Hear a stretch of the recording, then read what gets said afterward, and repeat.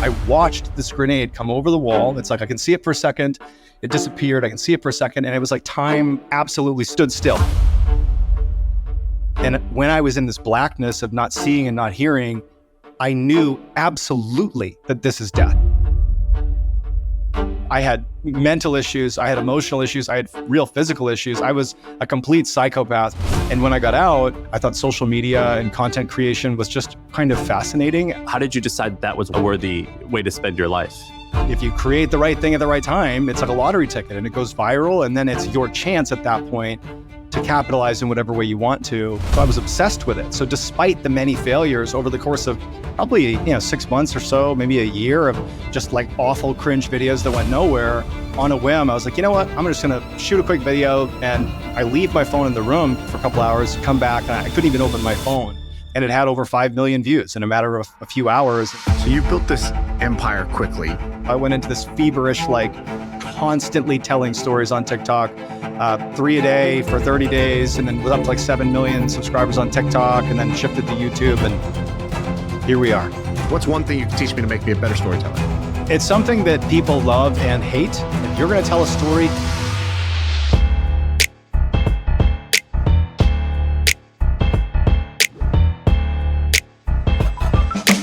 Shaan, have you ever seen the MrBallen channel before?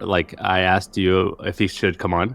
No, when I found out you were coming on as a guest, that's when the research started. And I went to your TikTok first, and then I went to YouTube, and then I started watching some other stuff. But I love the genre, but I'm not crazy about it. My brother-in-law is nuts about these spooky stories. He does something I don't even understand. You got to explain this to me. There's apparently a YouTube channel that takes spooky stories from Reddit and then reads it text to speech, robotic text to speech. And he'll listen to this thing for 2 hours straight. I can't believe that he does this. But when I saw that, I was like, oh, that's people who are far on the deep end of loving this type of content. I've definitely have done on a Saturday where I've got to do chores or something like that and run errands. I've done a 6 to 8 hour marathon of MrBallen. What's your consumption rate on your channel right now? Is it just through the roof? That's a Nick question. So Nick does everything with the exception of telling the stories on camera. I'm completely out of the loop with virtually everything else. I sit down and tell stories, and Nick is the guy for literally every other question in terms of growth of the channel, metrics. That's Nick. That's Nick's wheelhouse. Dude, that's nirvana for content. Oh, right? dude. Where you can just sit down, you just record, and then you disappear and everything else happens magically. Yeah. That is every content creator wants that. I mean, we'll get to this, but he came in when I didn't know how to grow my channel beyond just me. And I was so burned out. Nick came in when it was me, and I think I had an editor and maybe a topic finder. And that was overwhelming for me. It's I was deleting all emails that came in, people trying to do business with me. I just delete everything. So I had no idea how to figure out if it was good or not. And Nick came in and was like, yo, dude, I'll help you. And he grew the business. How big were you when that happened? We were significant on YouTube, but I personally was at a place where just jumping in. It took me about 26 hours, give or take, to make one video in the first 6 months I was on YouTube. And I was doing anywhere from 3 to 5 videos a week. And at the same time, I'm married, I have 3 young kids. I completely was negligent in all duties besides content. My wife is a saint and picked up everything else. But I was doing, do the math, 27, over 100 hours of just constant grinding, at all hours. And so even though the channel was, in the millions, and we were, by all accounts had made it as a YouTube channel, I was so close to being dude, this ain't worth it. I'm in my 30s, I got a family, I've done well for myself, but this is the worst thing ever. And it was around that time that I'm maybe all those people that are emailing me, maybe they can offer something that will help me grow. Cause I swear to God, I was just mass deleting emails because it was so stressful. People that were trying to pitch me, and I saw an email come through that was fellow combat veteran here to help. And I had I'm a military guy, and I'm immediately okay, this guy I could talk to. I don't know who he is. I don't know what he means by help, but I opened his email and he's like, yeah, I'm a day-to-day manager with Mr. Beast. I have experience in traditional talent. I'm not looking to sign you, not looking to really do anything, but I just saw, you're a vet. It's rare in the space, and I'd be happy to help. And so I immediately hit him up, and I'm I don't know you, but my life's falling apart here, man. I got all this great stuff happening with YouTube, but I can't manage it. I'm losing my mind. And so that began what turned out to be the reason that the Mr. Ballen thing did not fade into obscurity. I mean, I'm a great storyteller, but I cannot grow a business. I couldn't have done this longer than like literally that month. I remember talking to my wife and being like, I just don't know if this is worth it. But Nick came in and I handed the reins of virtually everything over to Nick, and he scaled the company. We have like 50 plus employees now. We got a slate of shows. I show up to the studio and just somebody else hits record and I just tell stories and I leave because of Nick. The thing too, Johnny, it's like every creator on the planet, it's like you start it all by yourself. Everything lives and dies on their shoulders. And so even just letting someone in to tweak a title or give advice on a thumbnail is just like the highest level of anxiety that creators can have too. Did he say that you were working with Mr. Beast before that?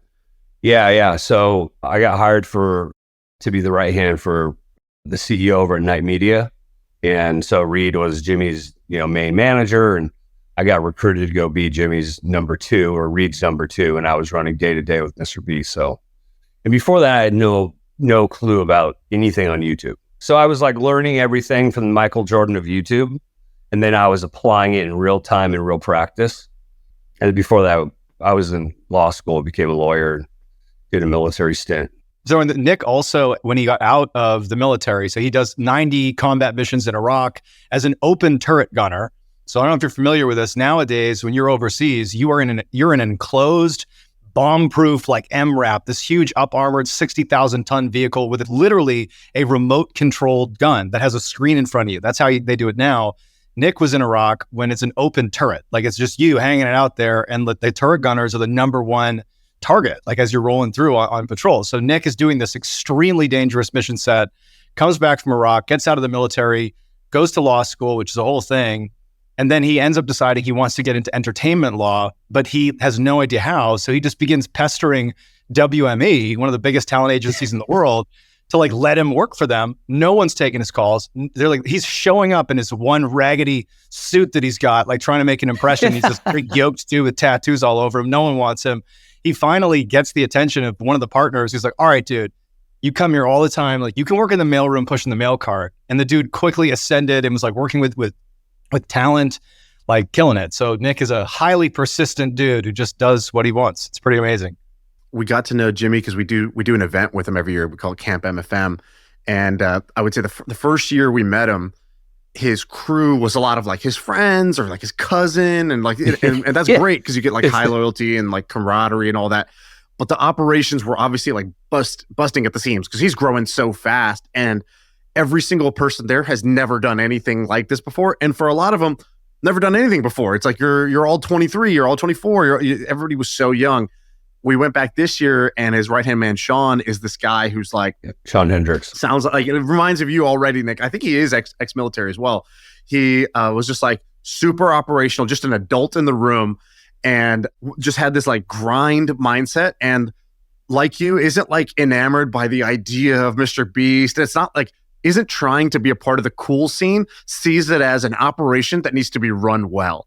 And you could just tell his whole life got better by surrounding himself with more people like that. Sam, I don't know if I ever told you the story, but for one of our companies, we hired an ex-military guy to be like our kind of like head of customer service or something like that. It was like it was a remote job he could do at home. I think he had like a leg injury, so this was like a good thing for him. And this guy transformed our entire business. Like first he started in customer service, but he would just notice everything is broken because it's a Shaan company if everything is broken. And so he would find that the next thing's broken, and he would just be DMing me in Slack. By the way, the best part was he wouldn't make you feel bad about fixing stuff. He would just give me these like military phrases. He'd be like, slow is smooth and smooth is fast. He just hit me with that in the morning. And then I would be like, I don't really know where that applies, but I think it applies to everything in my life now. And he was like my guiding, mentor, basically, from the customer service department. It was amazing. All right. So a lot of people watch and listen to the show because they want to hear us just tell them exactly what to do when it comes to starting or growing a business. And really, a lot of people who are listening, they have a full-time job and they want to start something on the side, a side hustle. Now, a lot of people message Shaan and I and they say, all right, I want to start something on the side. Is this a good idea? Is that a good idea? And again, what they're really just saying is just give me the ideas. Well, my friends, you're in luck. So my old company, The Hustle, they put together 100 different side hustle ideas, and they have appropriately called it the Side Hustle Idea database. It's a list of 100 pretty good ideas, frankly. I went through them. They're awesome.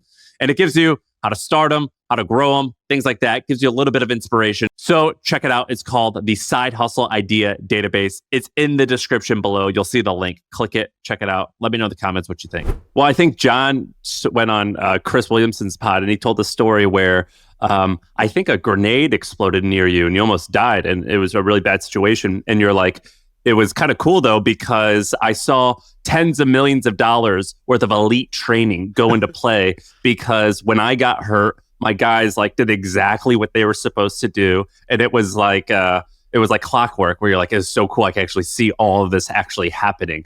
And I guess, I mean, with a lot of the military guys, it seems that goes into play with business, particularly when they're like, dude, I'm used to grenades. This shit's easy. Yeah, it's true. A grenade basically landed between myself and a few of my other teammates. It detonates. One of the things that happens in my limited experience in combat is you can get shot several times.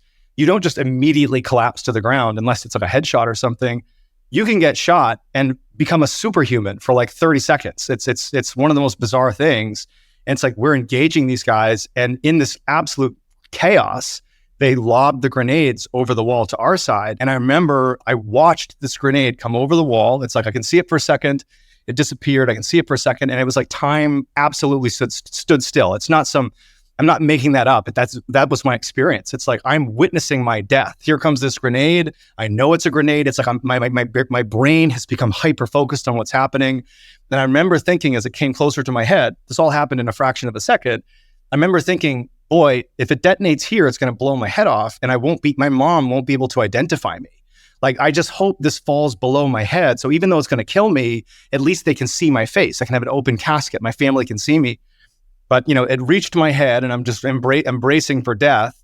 And then, it's lights out, lights on, lights out, lights on. It falls, it hits my shoulder and it goes and begins to travel down to the ground. I remember having this thought of when it was at my torso, again, in this fraction of a second, thinking, phew, my face will be intact and now it's going to blow me in half, but at least my mom will see her son's face. But it makes it to the ground. And now I'm thinking, holy cow, like it might just blow my legs off. I might live through this. It hits the ground and it detonates. And I can only compare it to, first of all, I'm prepared to die at this point. So I was just ready for whatever happened. There was no pain involved, but it felt like somebody took a handful of rocks and just threw them as hard as they could at my back and my hips and my legs. And it was zero pain. Like there wasn't even really shock, even though we are all, the 7 of us, in the lethal range of this grenade. We just think that it was basically muffled or deadened slightly by being in sewage. By the way, I got E. coli as a result of this because sewage was shot into my body. But yeah, I collapsed to the ground and then all hell broke loose. I mean, of the 7 of us that were behind this wall, 6 become incapacitated down to the ground, like unconscious or badly hurt. Our medic, who also is a SEAL, he's incredible. His name is Kyle. He would tell us later on that everybody goes down. He knows that there's multiple enemy combatants literally on the other side of the wall. And he's like, I just went into flow. He began rescuing us under a hail of gunfire. And so rounds are coming in, rockets are being fired overhead. I'm barely conscious and our medic just began pulling people out under the hail of gunfire. My memory, which it would take years to learn what actually happened because my memory was not accurate, was I felt like the rocks hitting me. And I kind of like looked up and was waiting for a combatant to come into the alleyway we were in and finish me off. And then like somehow or another, I was pulled like 10, 20 feet away and brought into this alleyway. And then Kyle, the medic, wound up putting tourniquets on my legs and saving my life. But years after the fact, Kyle and we didn't speak following this whole thing. It was like so traumatic. We came back to the United States separately. We didn't talk for 4 years. It effed with all of us. But when I sat down with him, he would tell me that after the impact, after the detonation, he said, I looked and I saw you on the ground. And I thought at first you were on a sheet of ice. And he was like, that doesn't make any sense because it's not cold enough. And he was like, that's when I realized you were actually in a puddle of blood. You were face down and I assumed you were dead. And in terms of triaging the situation, I couldn't work on you. You were the lowest chance of survival. And he was like, I left you to die. I thought you were dead already. And then after the others had basically been pulled out, somebody came back and pulled me up. And I remember like being sort of in and out of consciousness. And my memory of this, I think, was fairly accurate because I got brought, basically, here's the tea. I got brought like to the stem of the T, if you will. We're still getting shot at. And I have these, they're called quick release tourniquets sitting on my kit. They're literally on you so that you can quickly access them to stop the bleeding. And you actually put them here to save your life. And I didn't have the strength to break the rubber bands because I'd lost so much blood. And so I'm sitting there, no one's with me yet. I've just been dragged here and left. And, rounds are coming into the alleyway. And I had this moment where I could see everything, I could hear everything, but then my vision completely went. I went blind. I couldn't see anything. And I could only hear. And then the hearing turned into what sounded like helicopter, like woo, woo, woo, woo. And then I went to nothing. And I had this point where I'm in a void. Can't see anything, can't hear anything. I know I'm alive still, but I compare it to when I was 7 years old and I fell rollerblading and I badly broke my collarbone. And the second I hit the ground, I stood up and I said to my dad, I broke my collarbone. And like, I'm 7. I don't think I ever even thought about the fact that I had a collarbone or even knew that was called a collarbone. But it was like, your brain is like, yep, that's what happened. It's something traumatic and you know it immediately.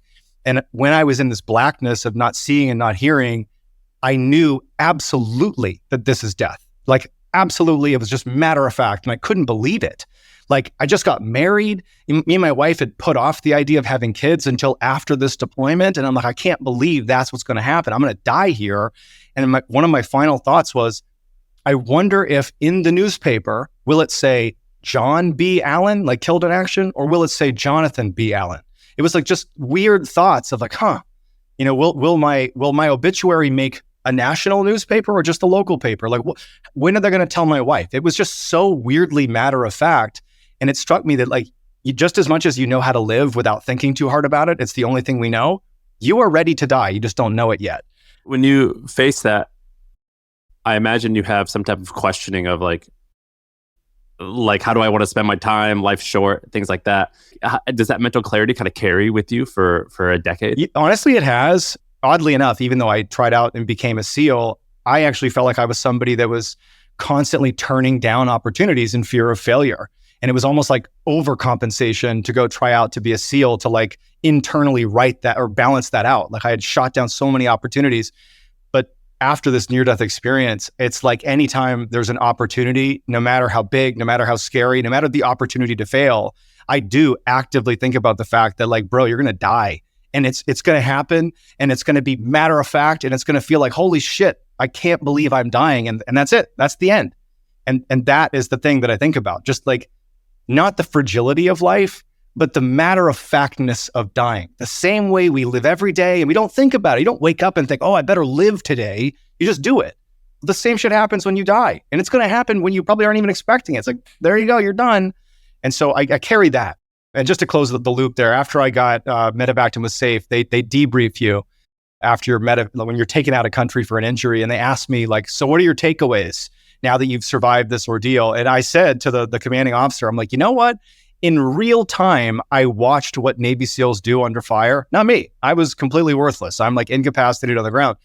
But I watched millions and millions and millions of dollars in training, like in practice, and it was beautiful. It was like the training works. And so that's actually used as a quote by that guy. He's like, the training works. This guy said so.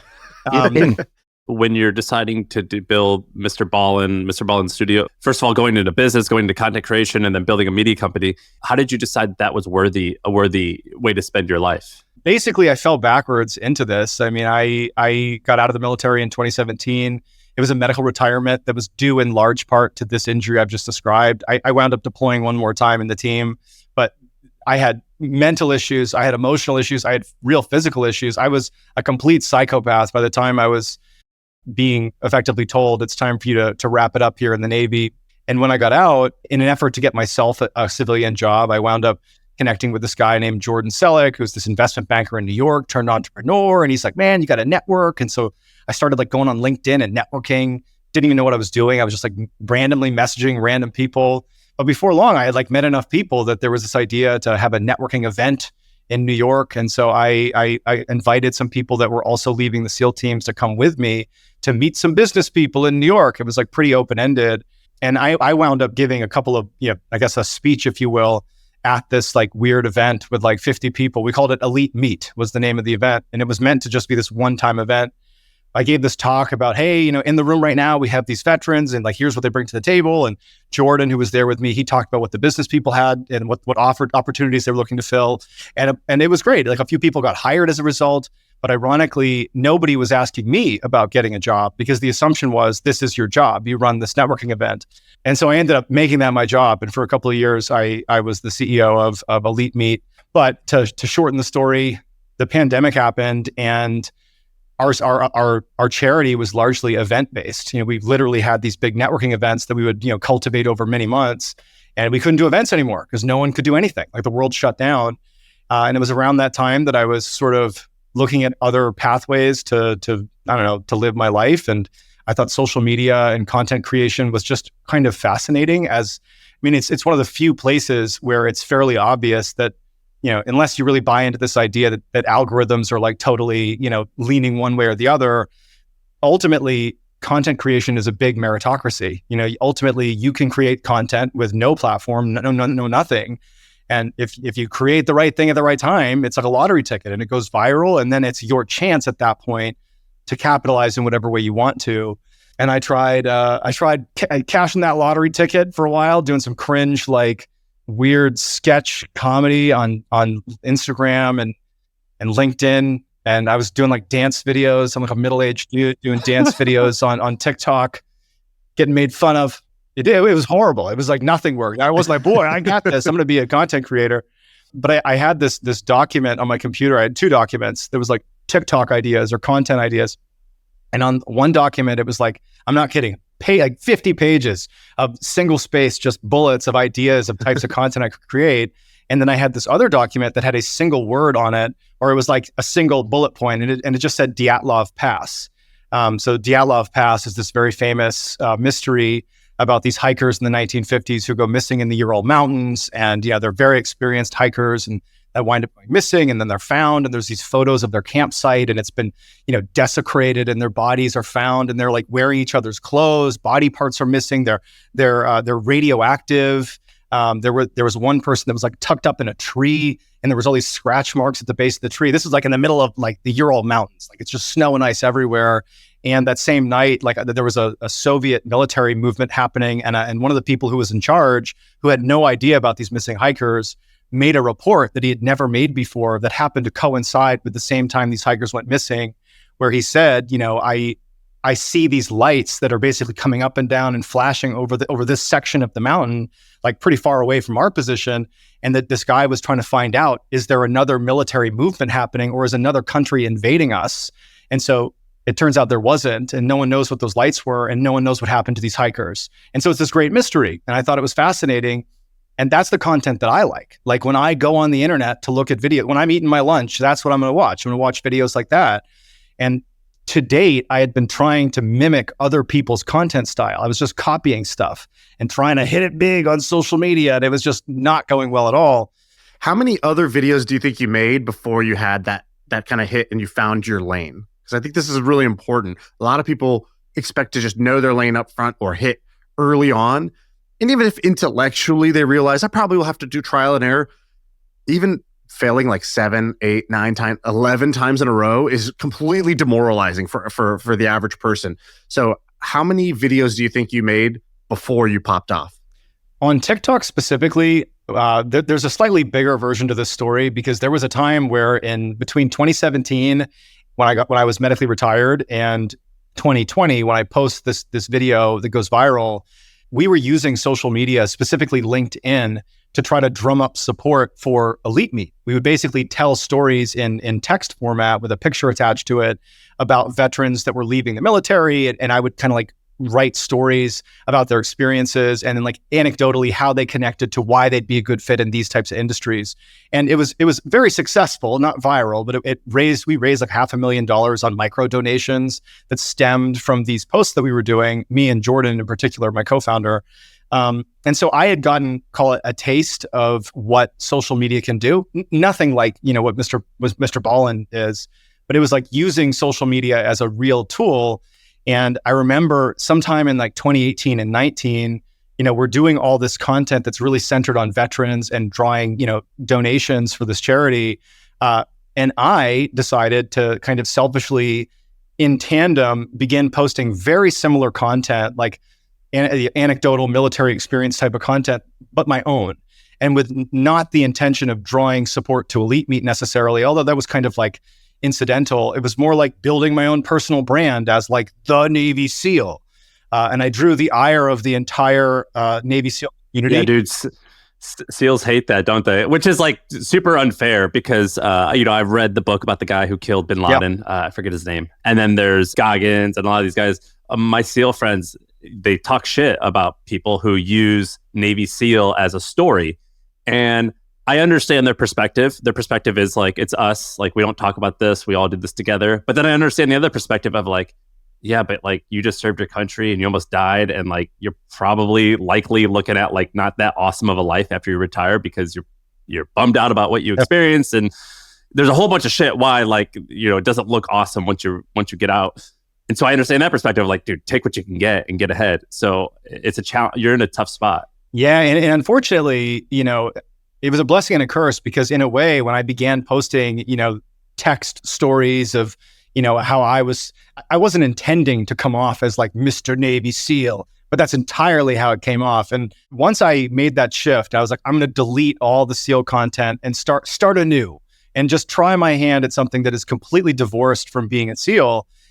I did probably hundreds of videos that were like, some did relatively well, get a couple hundred or 1,000 views, but like nothing was turning into anything. But I have this sort of obsessive quality when I want to do something. And it's definitely what, allowed me to become a SEAL. It's like if you want to be really good at something, you kind of have to only do that.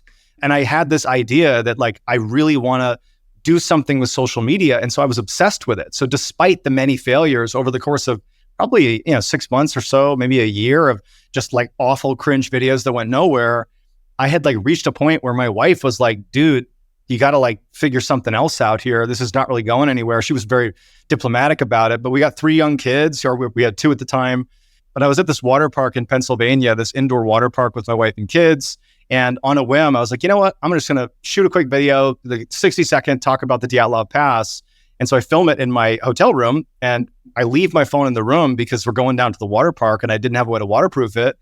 Leave my phone, me and my wife and kids, we go down to the water park. We're there for a couple hours, come back, and I couldn't even open my phone. There were so many notifications pouring in for this one video on my TikTok account that had no following. It was like this brand new account, basically, and it had over 5 million views in a matter of a few hours. And I was like, holy cow, like as you guys have seen in this podcast, I love to talk, love to tell stories.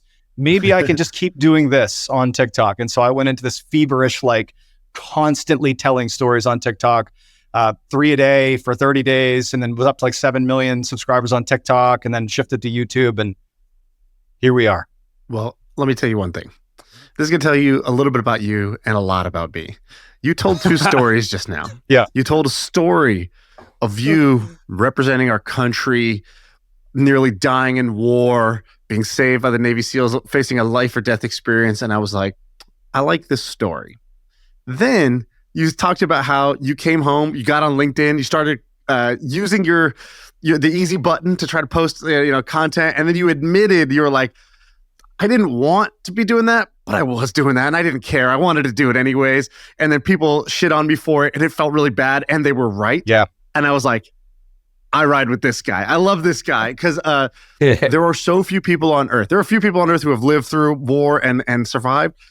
There might be even fewer people who can look at their actions and say, yeah, I don't think, and not give themselves the benefit of the doubt, right? Everybody gives themselves the benefit of the doubt. Everyone gives themselves the charitable interpretation. I really love how honest you were about what you were doing and how that might have been like something that you're not proud of how you did it, and how you ultimately where it landed you, which was like through doing that, you're like, all right, I want to do storytelling, social media maybe. You kind of had a taste of it, but then you tried to make it by copying what others were doing on TikTok. And only when you did the thing that was like the intersection of like, what you're good at and what the world is interested in, you found that authentic point where now, there's nobody else doing what you were doing, or very few people were doing what you were doing there. So I think there's a lot to learn from that. How big is your guys' company now? I know you have 40 people and you're like, just, what do you have, 8-9 million on YouTube, and then 3 million on Facebook, and I don't even know how much on TikTok now. A shitload. With the Mr. Ballen Foundation and, 1099 contractors that end up rolling up into W-2s, we're almost around 55. And then I would say fan wise, he's got 9+ million on YouTube, 8+ million on TikTok, 3.5 on Facebook, Snapchat, you name it. So I think, and then you have the podcast, which does, 8 figures in downloads a month. And so, I would say the range is about 25 million in fans just for the Strange, Dark, Mysterious. God damn. So you've built this empire quickly. And, when I do these podcasts, I wake up and I think, all right, what am I excited to talk about and learn about genuinely? What am I actually selfishly interested in? Because that's what makes for the best podcast, honestly, because that's the conversation I really want to have. And the one thing I wanted to learn from you was like, you've built this media company and you do these kind of like strange, dark, and mysterious stories. I don't do those stories. I'm not necessarily trying to build a media company, but there was one thing you said that really stood out to me when I was kind of going down the rabbit hole. And it's around, what is the mindset that's helped you become successful that I could take, even if I'm trying to do something completely different, right? How can I learn from you guys? How can I learn from a SEAL and the mindset that it took to be successful there, that it took to be successful with your media company that I might use elsewhere? And you said something that was great. You were on our buddy Chris's podcast, and you said, he was asking about, being in a rut, or how do you not get stuck? And you said, one thing I'm good at is if I find something, I have a basic outline of what I want to do. As long as something checks enough of the boxes, I don't overthink it, because you said most people or, other people could sit there and question what, we have something that you think might work, and you could sit there and question and say, is there some alternative that's slightly better? Is there something that would check more boxes, or how would this work, and get caught up in the details? I really love that mindset, because I think that is every entrepreneur has been guilty of that once, if not is stuck there. Can you talk a little bit about that mindset? What did you mean by that? And any maybe examples of how you approach that? Sure. So, to be clear, definitely in terms of getting the business to 55 employees with a slate of shows, that wasn't me. I might be the face of it, but Nick is absolutely the architect and the guy who runs the business. But just relative to my role in this company, yeah, I think that what I was getting at with Chris Williamson was this idea that, we are inundated, we, like anybody online, are inundated oftentimes with these pretty tropish messages, like, you just got to outwork the competition, you just got to grind, like hustle culture. Like it's this whole idea of just get out there and just do stuff. And it's like, but what do I do is oftentimes the unspoken question of most people listening. Is I get it. I need to work really hard. I need to care a lot about what I'm doing. People get that. But where a lot of people stumble, from my perspective, is just, it sounds corny, but taking action. But the idea is there are so many things that anybody at any time could pursue, whether it's career, relationship, hobby, you name it. There's an infinite number of things in some ways that you could do. And people are like, well, what's the ROI if I do this, whatever it is? And I don't think that I set out to be this way out of strategy. I think it's just who I am, which is if it's good enough, just start doing it. And so for me, I had this idea, and so I have a baseline of things I care about. I want something to be hard enough that if I do it, I'll feel really proud of doing that thing. If it's easy, it's not going to make me excited at the end. It needs to be a challenge. So something that's hard, something that comes with some level of this is going to sound vain, but I think we're all pretty human here. Some level of recognition for doing the thing. It's not the reason you do it, but you do want people to be aware that you struggled and built this thing, you did this thing, you own this thing, whatever it is. So it's has to be hard, has to have some level of people being aware. This is, again, my baseline. People being aware of me accomplishing it. And then also, I want to have some level of enjoyment doing it. The Navy SEAL teams are a good example of one of those things that check those boxes for me. Prior to trying out for the SEAL teams, I had sort of got my act together and managed to graduate college. There was a time where I definitely was not on that path. My mom wrote my college essay to the college that accepted me. My grades were so bad, but the essay was so good. She's a professional writer, that the college actually contacted me and was like, your grades are not enough, but boy, that essay, you're in the door, buddy. And I immediately got in all this trouble. I was on this path to flunking out of college and being that guy that totally peaked in high school. But when I was back home in Quincy, Massachusetts, just south of Boston, Mass, I was like in my mom's basement after basically flunking out of school and getting in trouble. I wound up realizing that, hey, if you want to graduate college, like you got to do it yourself. You need to own your fuck up and like go to school and do it.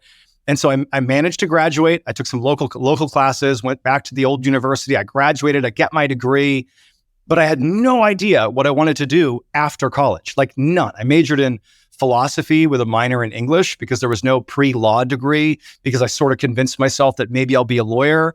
I was like, well, what am I going to do? And I had this feeling of like, well, man, it was really cool to like pick myself up by the bootstraps and like graduate on my own strength here. And I began looking for opportunities to kind of continue doing stuff like that. And that's where I kind of developed this mindset of look for things that are hard, look for things that come with some level of recognition and things that I might enjoy doing. And I found the SEAL teams. It's like I had always been kind of enamored with the military. A lot of my classmates in high school, after high school joined the Marines and went off to fight in the wars. And I actually always sort of felt a little bit guilty that I went to college on my mom's essay and pissed it all away. And yeah, I graduated, but I always had this sort of like deep down guilt that I didn't, volunteer at the time that many of my friends did. And so I kind of idolized them. I also looked at the SEAL teams as being this thing that like just about anybody, within reason can try out for the SEAL teams. It's not something that requires a whole lot to get in the door. I'm generalizing, but it is relatively easy to try out, but it is exceptionally hard to graduate. And so perfect. It's got this incredible challenge. And then if you become a SEAL, well, guess what? No one's going to be like, yeah, but John screwed up in college. And it just felt like, wow, like that checks every box for me. And I went that way and I became a SEAL. And then, after the military, I still had that kind of mindset of looking for things that I wanted to do that would be hard, some level of recognition and enjoy and have some enjoyment. And I thought social media was it. It just felt like a big challenge, to like get noticed by the world. I know that like I think your father is a big shot journalist from the Boston Globe, I think, and your mom and sister are as well. Were you motivated by like just creating cool shit, or were you motivated at all by money? Because I mean, there's this phrase like king or rich. So it's like, do you want to be like famous? Do you want to be like famous, or do you want to be rich? I mean, to be honest, like for example, when I was trying really hard, post deleting all the SEAL stuff, like when I was trying to like find something on TikTok between dancing and cringe stuff I was doing, I don't think I necessarily had an exact goal in mind because I truthfully didn't know where it was going to take me. I had low expectations. I think that I looked at it because I was 30 at the time. I'm not like an 18-year-old. I'm not throwing shade on 18-year-olds, but when I was 18, if I was doing social media, it was for fame. Like be cool, like be the cool guy. But when I was doing it, I actually was mostly probably leaning towards money in terms of make this a livelihood. I have kids, I'm married, like this would be a really fun way to make a living. But I definitely did not have the thought that this will be an empire worth millions of dollars. I was thinking like, boy, wouldn't it be great if this supplemented my income, And then only when, this really frankly blew up, I was somewhere in between recognition and money in the sense that I clearly saw, this is when Nick comes into the picture and I'm like about to give it all up and we end up kind of like sinking and we're like, okay, we're going to build this thing. It was more like the fun of the challenge, which includes if you're successful, you can be famous. If you're successful, you can make lots of money. You can have generational wealth. But for me, like more than anything, it was this idea that like, I want to do something that's really fucking hard to do. I would say of all the baseline elements I gave you, those are the things I'm most drawn to oftentimes. And so that is the thing. If it was easy at a certain point to be Mr. Ballen and grow in notoriety and make more money, I wouldn't be interested in doing it. Those are byproducts of the challenge that I often seek. Shaan, whenever I hang out with guys like these guys, these ex-military guys, I feel inspired. I also feel super fucking soft. do you feel that same way? Like, dude, that's not just with military guys. I feel that with the average guys. This is, of course, yes, I feel that way. Well, I like what he said about like having a highest order bit, like the orienting function. Like, what is your true north? And his true north is basically like, It sounds like you're like looking for giant mountains to go climb, like summit. You're like, what's the hard thing that I would feel proud of myself if I did, and then I know other people would be proud and respect me too if they did it. And as a byproduct of doing the hard thing, I'm sure there's rewards. Yes, And John's always been like that. Yeah, exactly. And it sounds like the SEALs like that. Conquering social media, although it sounds goofy like TikTok or whatever, is one of the most competitive merit-based things you could go compete in. What's a race that a billion people are competing in? That's one of the few. And so like, Sam, what's your version of that? What's the highest order, the orienting thing when you decide what are you going to devote your time and your talents to? Do you know? I mean, mine's empty. It's still empty, it was just like money to provide for my family. But once you get past that, like, it is quite, you're empty when you don't have that. And I'm still oftentimes, I'm like, I need this, I need direction. And so that's why when I hear these guys, I'm like, I feel a sense of envy a bit that they have a direction, but I feel a slightly directionless. Do you? At the beginning, it was like, prove myself, early 20s. Then like late 20s was like, I'd like to have like $1 million in the bank. Like some money became like the thing. Let me get to $1 million, 10 million. And the richer person I met, I would be like, oh yeah, I need that much money. And then at early 30s, popping out kids, I realized I went to lifestyle. I was like, oh, actually, it's a certain amount of money, but actually I don't want more money with more stress and time. I want like the maximum amount of time, least amount of stress, but still be able to do whatever the hell I want. So enough money to do that. So that was what I would call lifestyle. And now I'm 36, and in the last year, I basically shifted that north again. And by the way, I don't think it's bad to shift your north. I think you have seasons of life and chapters of life, and they're all not all the same. Like having a lot of fun was really important in college for me. That was the true north. Right now, it's basically enjoyment. So what I'm trying to do is figure out what is the most me thing I could do. Like you were saying, these are the stories I'm interested in, and you come from a background, I think your parents were like storytellers, and this is probably something you learned through osmosis. I think about it like this. What can I do that's just simply me pushed out to the world? That is my highest orienting function. And then the filter is basically, am I doing this because doing it is the reward, or am I doing this for some future rewards? And most of my life, I did things for future rewards. I went to college so I could get a good job, and I got a good job so that I could make some money, and I got some money so that I could buy this thing. Everything was this future payoff. And now I'm like, oh wait, I don't need to do that trade. That's a little silly. Why don't I just do things where the act of doing it is the reward? If there happens to be other byproducts in the future, great. But I can't do things that I don't really want to do or kind of suck today because I think they might pay off in the future. I don't do those anymore. This podcast is the best thing I've ever done.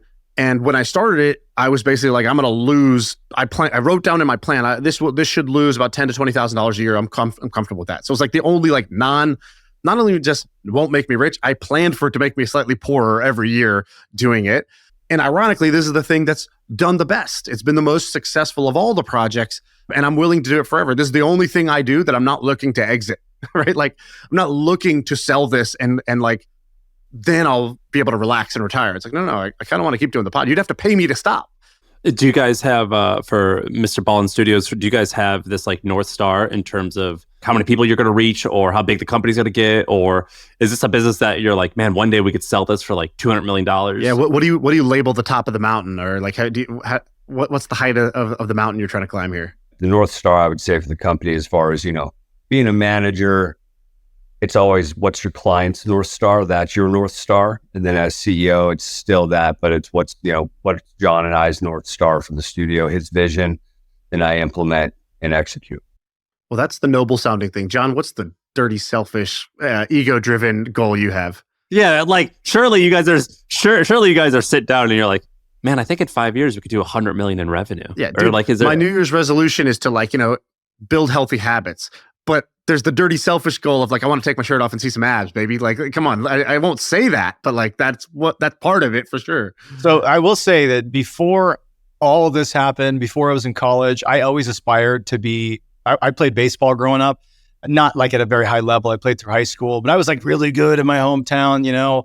At one point, I really believed that I could potentially play for the Boston Red Sox. That's like my favorite team, and So now you want to own them. I don't think that is, in terms of a selfish goal. Yeah, like that would be the thing. I would want to own a piece of the Red Sox. But actually, I was going to an analogy, and then I was going to double back to that. When that dream was shattered, sometime I remember my senior year of high school, I just like said it out loud. I'm like, yeah, I'm probably not going to play for the Boston Red Sox. And I was like, oh, fuck, like that's true. Like I'm not. Like the dream is over. But I always just like thought about like that was the dream, that was my childhood dream, like pitch for the Boston Red Sox. That was it. And so now like that we're at this place, Ballen Studios is at this place where, when he's talking about recruiting the best storytellers in the world, it's actually a little bit different than recruiting. I look at us, and this is my take my shirt off, show you the truth. I look at us as like, I'll put it this way: if you're a baseball player, you're an amateur baseball player like I was, you don't aspire to be the best independent baseball player in the world, that you're going to be by yourself, just being the best. You want to play for the fucking Boston Red Sox or the Yankees or whatever it is you want to play for. Like that's the goal. Like that's the peak of baseball, is playing for one of those teams. For me, the Red Sox. And so I love this idea of like thinking about that dream I had and kind of angling it so it's applicable to storytellers, where there really isn't like a really prominent, like, that's where the fucking storytellers go. Like that's the place. That's the stamp of approval. That is the ultimate place. If you're a storyteller in some capacity, if you are under the Ballen Studios umbrella, boom, you've made it. Like that's the equivalent. I want us to be that. I want to be the Boston Red Sox equivalent for storytellers. And so I don't know how we're going to get there, but I want that level of prestige assigned to Ballen Studios relative to storytellers. And then with that, I want to own a fucking piece of the Red Sox. That's a great goal. All right. So give me something I can use today, meaning you're a great storyteller. You're trying to build the team of the greatest storytellers. Teach me something that will make me a better storyteller today. What's one thing you could teach me to make me a better storyteller? It's something that people love and hate that tune into my content. This is like, it's kind of a polarizing thing. But one of the things that I'll do when I'm telling a story, if it's not my own, if it's somebody else's story, which is like 99% of the stories I've done, is I don't just resuscitate the facts of the story. And with a very incredible team of people, it's not just me anymore, we will like inhabit that story. I have scripts that sit next to me, but like as my producer who's right over here will attest to, I'm not reading the script. It's a matter of producing a script that I can then like become a part of. I will begin espousing what people are thinking or what people could have been thinking or what could have been said in certain situations that I have no way of knowing. But I am so committed to telling that story that I have learned it both outside as much as I can inside, so that when you're hearing it, it would almost be like it was my story. Like the level of commitment, if you're going to tell a story, own the fucking story. Like enter the story and don't leave until it's done. People that like tell you a story and it sounds like they're just telling something they heard, that's not storytelling. That's just regurgitating something you heard. You want to be a fucking storyteller, inhabit the story, full commitment to the point where you are literally acting out pieces of that story for your audience. Damn, I'm hyped up. Sam. You are the man. Sam, are you feeling what I'm feeling right now? Yeah. John, I once fell in love with this girl in Australia. It's called love. And I fell in love with this girl in Australia, and she was a dancer. She wanted me to come out dancing with her. I said, no, I'm not a dancer. You're a dancer. You do that. I'll watch you over here on the side. She said, no, get over here. And she was like, okay, hand on my hip. And I put my hand on her hip, and she goes, let me stop you right there. I was like, oh, man, I already fucked up. This dancer getting us to move our feet yet. And she goes, if you ever touch someone, touch them with intent. And I feel like that's what you just told me. If you're going to tell a story, tell the story with some intent. You got to touch with intent when you tell these stories. I love that. This woman sounds awesome. She also told me she wanted to never get married and have a man in every port. And I was like, I don't know if that's a figure of speech or just a lifestyle choice. I don't know. I don't really know what's going on, but I think you're a little too adventurous for me. Dude, you guys are awesome. Your team's saying you got to wrap up, and we appreciate y'all. I've really admired you guys from afar. Come on. Yeah. Thank you for having us. This is great. All right. That's the pod. We appreciate y'all.